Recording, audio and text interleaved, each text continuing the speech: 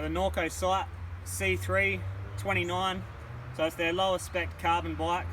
Comes with a pretty low spec dropper post, but it works well. Trans X 150mm, low spec brakes. The SRAM level brakes, 180 front, 160 back, which I mentioned in the spec overview. Everything else is really good. The forks are really good. The shock does its job. It's got a GX drivetrain. The wheels are excellent. It's got WTB I-29 wheels on it. They're strong, they're stiff, they feel great. I'm assuming they contribute a little bit to the weight, but you want, on a bike that's this capable, you want bomb-proof wheels. This really, really is an excellent descender. Climbs killer, carries a lot of momentum when you're climbing. It's really easy to climb on. A little bit big for me. I think it's a combination between being a large, having 800 bars, and having 29-inch wheels. Makes me feel a little bit out of sorts, but I've had 3 days on it now, and I'm starting to come to terms with it. And today was a good day. I've been riding out in the wet here. It's pretty, you can see the bike's a bit muddy. It's pretty slick out there, but it doesn't matter. This thing motors. It's very impressive. Through the choppy stuff, the rocks, it stays on top of things. Just, it's not rough or stiff. I've been playing with the air pressure as well. At initial setup, I just ran what I ran in my Remedy, so in all 27.5 tyres. So I run 27 in the rear, 25 in the front. This one, 27 rear, 25 front, felt really, really stiff. Like I wasn't too sure if the suspension was too progressive or what was going on. It just felt like a lot of feedback. And I was speaking to a friend, and he said, "Yeah, no, you got to run less pressure in the 29ers," which I kind of knew, but. So I've taken it down. Now I'm at 23 at the front and 25 at the back. 23 at the front, 24 at the back. And it feels excellent. It's calmed everything down. It motors through everything. It carries more momentum on the choppy stuff, so it's not getting deflected anywhere. Found the sweet spot with those pressures. So 23 in the front, 24 in the back is perfect. You could probably even go a little bit less. Probably go 22 in the front. It wouldn't be an issue. I wouldn't go much lower than that because I don't like squirmy tyres or unpredictable front ends. The forks, excellent. These DVO forks, 140mm travel, they do the job absolutely sublime. So off the top, they feel really, really good. They've actually got a adjustable negative air spring, which I've got wound pretty much all the way out, so it's as big an air spring as you can get for this. And it makes it really supple at the top, and it's got plenty of mid-stroke support. I'm not looking for any low-speed compression, which is excellent.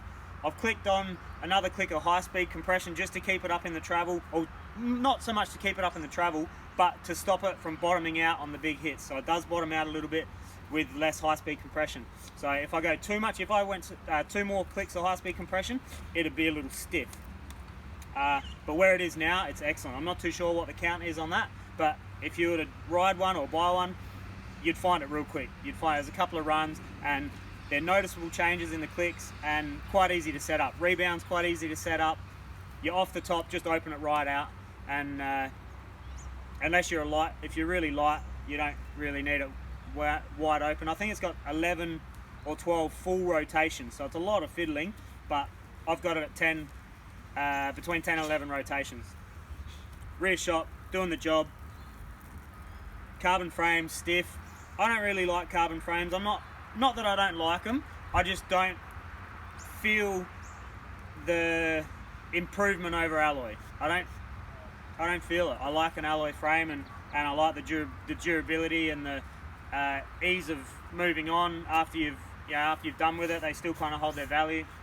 But it seems that everyone's going carbon, and there must be things I'm missing here. There must be something I'm missing. They're obviously stiff, they're obviously durable, and they reckon carbon's stronger, but I'm not fussed either way. So if you're, I want the carbon one, but it's too expensive to get a good spec, go the alloy one with a good spec. Doesn't matter. The only thing I'd change on this bike, shorter cranks, better brakes, better grips, cut the handlebars down. The sweep on the handlebar, on the Norco handlebar, feels great. And I'd put a 3C tyre on the front. Everything else is absolutely tickety-boo. So if you're into them, or you've never ridden a Norco, go and demo one. This one will be a bike bug for another week maybe, and hit up the boys there, give them your details, and I'm sure they'll let you take it out for a day or two. It's impressive. It's exceeded my expectations. Touching on 29er wheels versus 27.5, I'm not a fan. I don't like being that much higher up. It's only a little bit, but it's something to adjust to, and it is a bigger bike between. It's hard to put into words. Hard for me to put into words. I don't think I've quite comprehended it yet. Today I made sense of it and I made it work well for me, but I definitely can charge harder on the 27 wheels. I'm a smaller guy. I'm 174 centimeters. Bigger dudes, definitely this will benefit them. Having these bigger wheels on a bigger guy, it's just the bike's bigger. Everything about the bike is bigger, so perfect for a bigger dude or a bigger girl. But if you're my height or smaller, I think you're wasting your time on a 20, or you're not wasting your time. And if you're XC riding, definitely 29er. This thing climbs and carries so much momentum on flat stuff. It's excellent. 29er wheels, definitely for XC. But for any sort of descending or hard charging, if you're not a tall guy, I feel like you're going to lose a little bit of confidence. A little bit of confidence going fast and holding on through rough stuff. So that's my take on the two. This is my second 29er. Maybe I'll change my opinion. Maybe if I ride a medium 29er, something that's a little bit smaller, scaled to me a bit more, I might change my mind. But both 29ers I feel like I'm too far in the bike and not on the bike. I need to be higher, I need to be taller, and I need longer legs to be able to really muscle this thing around and put it where I need it to be. So, that's just my thoughts. I'm not a hater. I think these 29ers are killer, but I'm just simply not big enough for it. So bring on a Sight 27, I say. If I could get my hands on a Sight 27, I don't care what the spec is. Alloy, carbon, low spec, top spec, I don't care. I'm impressed with this bike and I want to feel what it feels like with 27 wheels. I think it'll be excellent. And in my size, medium. Get out there, have a look at them. I love it.